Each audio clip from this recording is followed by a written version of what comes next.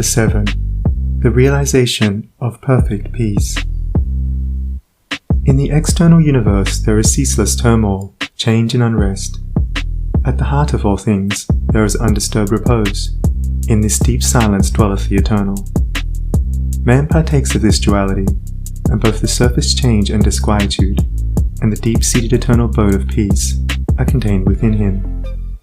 As there are silent depths in the ocean which the fiercest storm cannot reach, so there are silent, holy depths in the heart of man which the storms of sin and sorrow can never disturb. To reach this silence, and to live consciously in it, is peace. Discord is rife in the outward world, but unbroken harmony holds sway at the heart of the universe. The human soul, torn by discordant passion and grief, reaches blindly toward the harmony of the sinless state, and to reach this state, and to live consciously in it, is peace. Hatred severs human lives, fosters persecution, and hurls nations into ruthless war. Yet men, though they do not understand why, retain some measure of faith in the overshadowing of a perfect love, and to reach this love, and to live consciously in it, is peace. And this inward peace, this silence, this harmony, this love, is the kingdom of heaven, which is so difficult to reach because few are willing to give up themselves and to become as little children. Heaven's gate is very narrow and minute. It cannot be perceived by foolish men, blinded by vain illusions of the world. E'en the clear-sighted who discern the way, and seek to enter, find the portal barred, and hard to be unlocked. Its massive bolts are pride and passion, avarice and lust. Men cry peace, peace, where there is no peace, but on the contrary, discord, disquietude and strife. Apart from that wisdom which is inseparable from self-renunciation, there can be no real and abiding peace. The peace which results from social comfort, passing gratification, or worldly victory is transitory in its nature, and is burnt up in the heat of fiery trial. Only the peace of heaven endures through all trial, and only the selfless heart can know the peace of heaven. Holiness alone is undying peace. Self-control leads to it, and the ever-increasing light of wisdom guides the pilgrim on his way.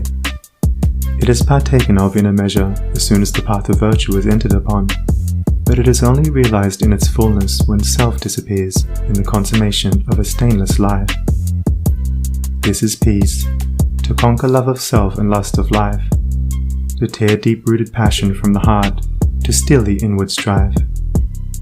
If, O reader, you would realize the light that never fades, the joy that never ends, and the tranquility that cannot be disturbed, if you would leave behind forever your sins, your sorrows, your anxieties and perplexities, if, I say, you would partake of this salvation, this supremely glorious life, then conquer yourself.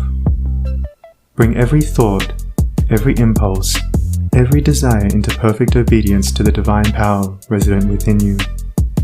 There is no other way to peace but this, and if you refuse to walk it, your much praying and your strict adherence to ritual will be fruitless and unavailing, and neither gods nor angels can help you. Only to him that overcometh is given the white stone of the regenerate life, on which is written the new and ineffable name. Come away, for a while, from external things, from the pleasures of the senses, from the arguments of the intellect, from the noise and the excitements of the world, and withdraw yourself into the inmost chamber of your heart, and there, free from the sacrilegious intrusion of all your selfish desires, you will find a deep silence, a holy calm, a blissful repose. And if you will rest there a while in that holy place, and will meditate there, the faultless eye of truth will open within you, and you will see things as they really are. This holy place within you is your real and eternal self. It is the divine within you, and only when you identify yourself with it can you be said to be clothed in your right mind. It is the abode of peace, the temple of wisdom, the dwelling place of immortality. Apart from this inward resting place, this mount of vision, there can be no true peace, no knowledge of the divine, And if you can remain there for 1 minute, 1 hour, or 1 day, it is possible for you to remain there always. All your sins and sorrows, your fears and anxieties are your own, and you can cling to them or you can give them up. Of your own accord you cling to your unrest. Of your own accord you can come to abiding peace. No one else can give up sin for you. You must give it up yourself. The greatest teacher can do no more than walk the way of truth for himself, and point it out to you. You must walk it for yourself. You can obtain freedom and peace alone by your own efforts, by yielding up that which binds the soul, and which is destructive of peace. The angels of divine peace and joy are always at hand, and if you do not see them, and hear them, and dwell with them, it is because you shut yourself out from them, and prefer the company of the spirits of evil within you. You are what you will to be, what you wish to be, what you prefer to be. You can commence to purify yourself, and by so doing can arrive at peace, or you can refuse to purify yourself, and so remain with suffering. Step aside, then, come out of the fret and fever of life, away from the scorching heat of self, and enter the inward resting place where the cooling airs of peace will calm, renew, and restore you. Come out of the storms of sin and anguish.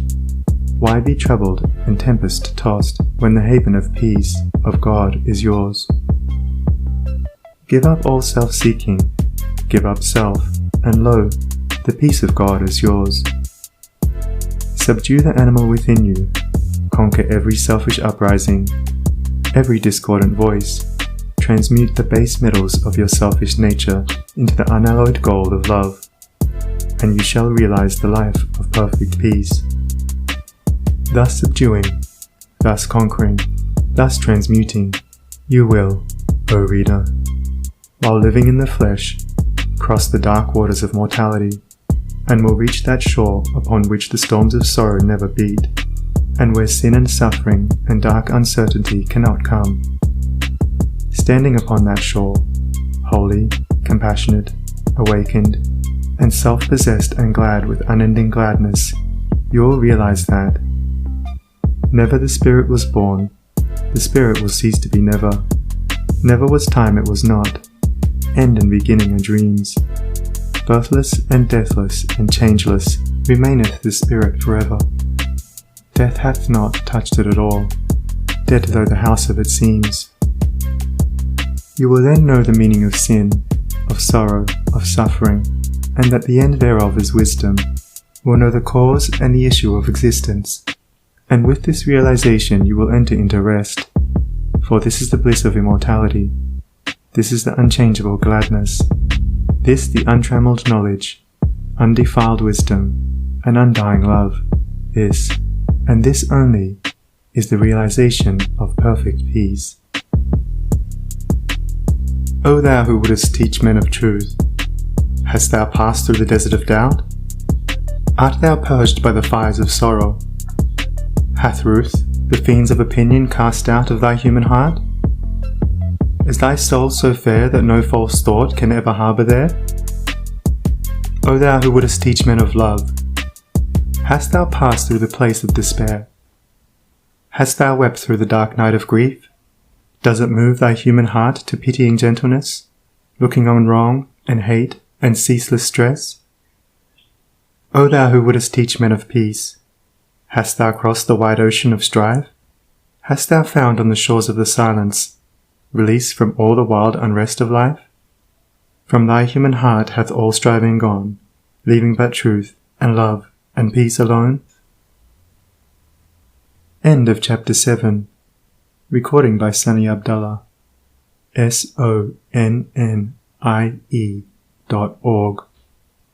End of The Way of Peace by James Allen.